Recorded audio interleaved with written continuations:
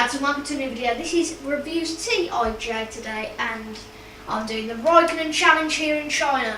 Pitting on that one with the options, getting straight into it, then going on the prime through 13 laps. It's going to be all hell's breaking loose, isn't it? And it's lights out, and away we go. We've had a good start using pretty much all of our curves, getting past the two Mercedes cars, going into the first corners very cautiously, overtaking Rosberg on our inside, trying not to spin him out or anything, because it's a very dangerous first corner. And Grosjean actually been doing really well in fourth, pushing Grosjean up to the podium, and me nicely getting on the inside there, past Alonso and past my teammate. And I've got Vettel and Hamilton in front of me, the two that were in front in Belgium by this time. And I'm going to squeeze up Hamilton's inside and see if we can catch the one and only three-time world champion Sebastian Vettel. But Hamilton's still right on up our jacksie, if you like. And I'm terrible. That's probably my worst corner on F1 2012. And as you can see, Vettel is pulling away. And when we pit this lap, we just want a really good lap. And then we can pit. And Hamilton's appeared to lose the position to Grosjean. And I think I might have tapped perhaps Hamilton because of the yellow flag in that sector. I'm a second and a half away from Sebastian Vettel today. And this challenge was recommended by StopMap 1998. who I did my driver's predictions with actually a couple of days ago. Some very nice predictions from both of us. If you want to go and see that, that'll probably be in an annotation or in the description, and his channel will certainly be in the description, so thanks for mentioning that. And until the new F1 game comes out, I'm going to be doing a couple of these challenges because they're really good to do, I think, and we're going to dive straight into the pits. Just need to really not take Vettel out, really, go straight to that corner. If it was real life, I'd do it straight away, but, you know, because we all love Vettel, don't we? After his win in Belgium, I mean, I presume most of you know, but if you don't know, I was actually there at the Grand Prix, and I saw him overtake Hamilton, and that split second, I just thought, that's it. You know, that's pretty much it now. And obviously we're going to be in last now with Kimi Raikkonen. Pedro de la Rosa in the HRT. What a distant memory now for Spania Racing F1 team. Well, where have the days gone where there were 12 teams in F1, 24 drivers, and now it's just, you know, 11 teams, Marussia and Caterham at the back, and Marussia are terrible compared to Caterham, and I'm on a set of primes and I'm nearly beating a HRT. And that's not hard to do, to be fair, really. Let's be honest, it's not hard to beat a HRT. You know, and you've got a car for Kane in the car. I think De La Rosa's a very good driver. It was very experienced to go to the team, but they just ran out of money. That has happened to a number of F1 teams before, including Super Aguri and a couple more. I mean, I know a bit about the history of F1, but I'm more modern F1, if you like. I know me stuff about, you know, the last 10, 20 years. Schumacher era and Senna and all that, and you know, and Mansell and Hakkinen. I could go on all day about this sort of stuff, but I'd rather not. Not so loud. Okay, Dad, I won't be so loud. I'm trying to record a YouTube video, and I won't be so loud. Okay, so we're going into this corner, this corner here, and is that a McLaren in 21st? And Peake's lost position to De La Rosa. Yeah, that's right. So we've got Peake, and we're going to the last corner. We're losing a massive heap of time against Pedro today. And we have overtook Pedro de la Rosa now on the line. Pretty easy overtakes from both of them. Just really letting me through, to be fair. Who's this McLaren? I'm very puzzled. Is it Lewis? Indeed it is. So, in the first lap I must have pushed him off or something, but unfortunately, that's the way it goes in life. I mean, I wasn't giving him a penalty or anything for it, so it must have just been a mistake. And I must not have given Hamilton the run and not realised he was really there. But that's racing for you, and that's... I'm not even going to say that, because Kimi just needs to be left alone, really, because he knows what he's doing. So I can't imagine they'll give him a penalty, but he just needs to be left alone, because he does know what he's doing. And he is working the tyres every 2 seconds, so... Especially in Abu Dhabi, I mean, when he wins. And I can see Hamilton there on the option tyres, slower tyre, but I am catching up because he's getting very much slowed down by the HRT in front. That must be a Narain car for Kane, the great of F1, Raikkonen, and losing a heap of time there.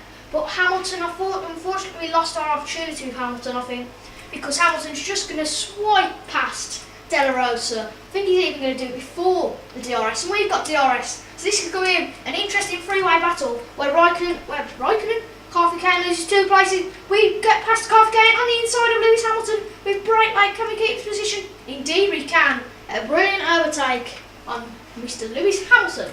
So our next opponent is Timo Glock, and I don't think Hamilton's pit yet, so a bit of a disastrous start for him.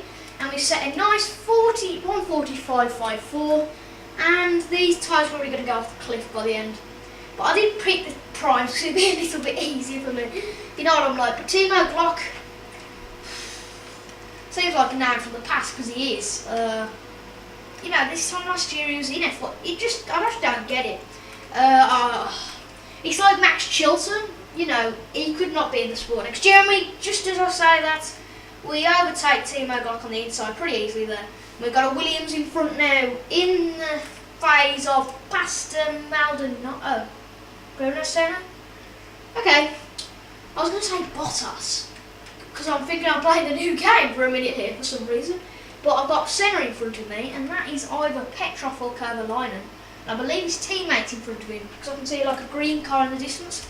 So I'm presuming these are the 2 Caterham cars here. It's gained a couple of attempts. Luckily Petrov, who it is, Senna on the primes actually as well, and we'll get DRS on both of these. So I can imagine we might do a double overtake here, saving our curves. But obviously when we have the DRS on Senna, and Senna's just all over the back of Petrov, and I think he's just going to get him straight away. Right, so we're going to use the DRS. I don't know why he didn't use there, because I did click the button straight away. And we're going to do the same thing here. We're going to go past Petrov. Can we squeeze past Senna? And we knock Senna a little bit there, trying to give him as much room as possible. And we pulled off the move pretty nicely. And it looks like there's train bells up behind me. Oh, going a bit wide there. And our next opponent is Heikki Kovalainen. Another distant name in the sport. I mean, he's testing for Caterham, and I'd love him to be there next year. But I don't want Van der Gaard to leave. Christ, I love Van der Gaard. Not physically. I'm not female. Jesus Christ. You know, I just love the way he drives. I just love that he got 3rd in Q1 in Belgium. Why am I thinking Monza? I didn't get to Italy, did I? Last week? I don't think I did anyway. So I went to Belgium and just watching on the TV screen like, oh, it's going to be usual suspects, crappy Grand Prix, crappy qualifying. Oh, okay, you know, it's nice to see that they've got into Q2. Certainly Van der Gaard with that sort of thing, but I think he was on the dry tyres, so it's a bit of an advantage, I suppose. But like my mate's dad said to me, and we overtake Heikki Kovalainen here. Not being dirty, in fact, and we go a bit wide there. So, I don't know who's in front of us. It is indeed Daniel Ricciardo. What a name. He'll be at Red Bull next year. I can just see him being at Red Bull this time next year. And I think Kovalainen and Bruno Senna are going to get the DRS on me. Senna's already overtook Kovalainen. Can Senna pull the move off like I did last lap? Yeah, that's right. Senna's nowhere near me. Deary me. And who was I talking about then? Not Daniel Ricciardo, because I didn't really want to talk about Daniel Ricciardo.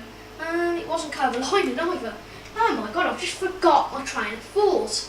And if I was watching the video, I bet, like you're watching the video now, you were talking about such and such.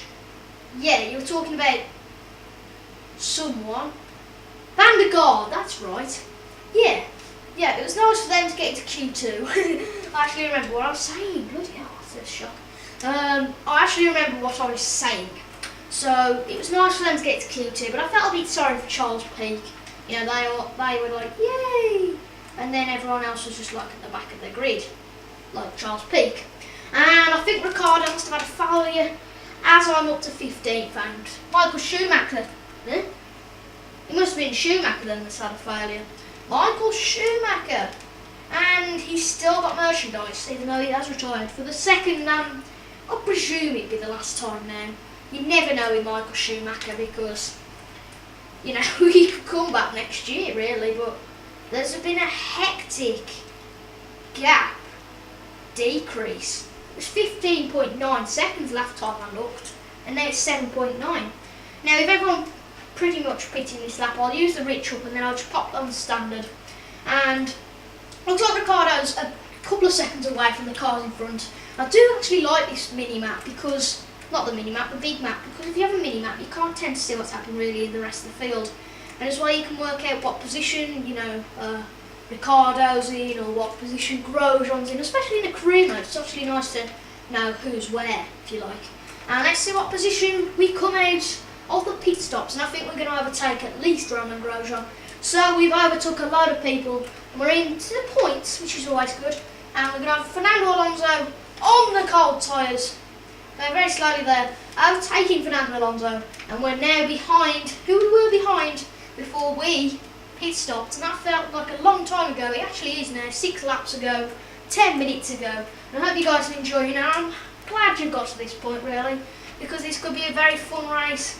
If the tyres basically just blowing off in the last couple of minutes, and I'm going to blame Pirelli for that. I'm just going to have a massive rant at Pirelli at the end of the video. You know, there's no point for Pirelli to do that. I mean, that's just mean. That's just mean. You know, Pirelli think, oh, I'm just going to let Kimi Raikkonen's tyres go off. You know, that's just pure mean. And I think it's mean that Codemasters decided that it wasn't Grosjean that came out behind me. I think that's just disgusting, because Vettel was in front of me when I went in. Grosjean, the only one and only Roman Grosjean, was behind me. Not Mr. Fernando Alonso, or not Mr. Karthikeyan. And I'm not saying Karthikeyan's behind me because I can read. But yeah, I'm not even going to say any more about that stupid topic. And I think there's going to be a couple more people pitting now, and I'm just going to try and regain positions. Pretty proud really with a 7th position. And I think there's about 2 or 3 people pitting, so we could easily be on the podium or something here. I'm dreaming, but Vern's in 6th now, very good position for Vern, and obviously he pitted. So I'm into 4th. Is that 3rd? Well, that's decent. Mark Webber in 4th. So I'm in a Red Bull sandwich. Wonder what that would taste like. Christian Horner, Malta 21 Seb, a triple world champion, someone who's retiring this year. So I can't tell you that what that would taste like, because I've actually never tasted it before. Do you know what I'm saying? When you've never tasted something like that, you don't actually know what it tastes like. And I'm just going into a crazy topic here, and I'm trying to be too funny, aren't I, really? I'm not being serious whatsoever, and I'm just, sitting here being Kimi Raikkonen, talking. Kimi Raikkonen never talks to anyone, unless he's saying to his radio engineer, just leave me alone, shut up. What the hell he is doing? Shut up. And I know my Kimi accent is far from good. In fact, it's just far from terrible in a way. It's just, worse than, I don't even know what's a word worse than terrible, Mom? No. Terrible, not good. Oh, just forget it. Go on. Right. I don't know a word worse than terrible, and we're going to be in 2nd again. So it's going to be very nice for Mr. Kimi Raikkonen. He might pick up a nice 18 points here in China. And can't it be Grosjean in 3rd? Let's just take Alonso out. No, I'm not going to think like that. And actually, I've never realised, this is the standings before the Belgian Grand Prix. And if Alonso overtook me and Lewis Hamilton, which is very unlikely now considering he was 20th, that'll be the championship standings. And Kimi Raikkonen, I think he's down in 3rd or 4th now. He's certainly got overtook by Alonso, I know that. He might have been overtook by Lewis Hamilton as well. But I believe, personally, I was going to do a race commentary actually for Monza, and I honestly think if Vettel wins this race, the title's just over. I mean, I know it wasn't by here in 2012. I thought, oh my god, Alonso's actually going to win the title. Why did I actually think that? Seriously? Seriously, tell me down in the comments, because I don't know myself. So I doubt you'll know. Why did I think Alonso was going to win the championship when you've got someone like Sebastian Vettel? He's pulling away now, and I can only imagine that the highest finishing position for us will be second. And race isn't over yet, but I'd like you to, if you like this video, the first 9 laps especially, I'd like to like this video. It'd be awesome if you could do that. Comment where you think. Well, I should have said this at the start of the video really, but now say where you are in the video, like 13 minutes, I don't know, 13 seconds in, and tell me where do you think I'm going to finish in the race. Like now, I could be in first, Vettel could spin, all my tyres are just going to go terrible.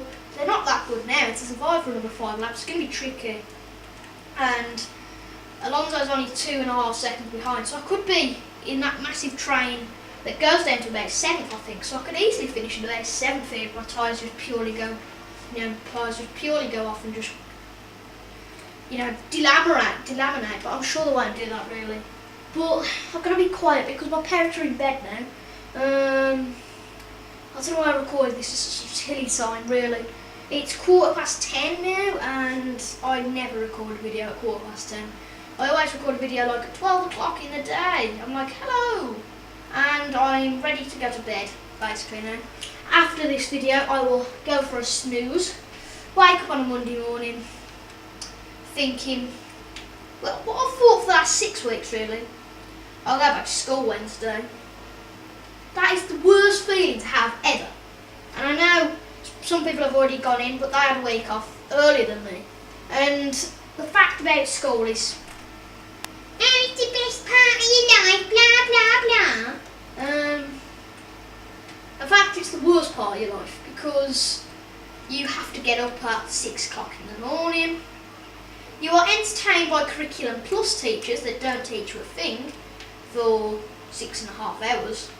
And then you come home, have a couple of hours on your Xbox, you have your tea at 5, 6 o'clock, your fish and chips or your Mackies or your whatever, or your rice and egg fried rice or your bean on toast or whatever you eat for tea, because I don't know everyone in the world what they eat for tea.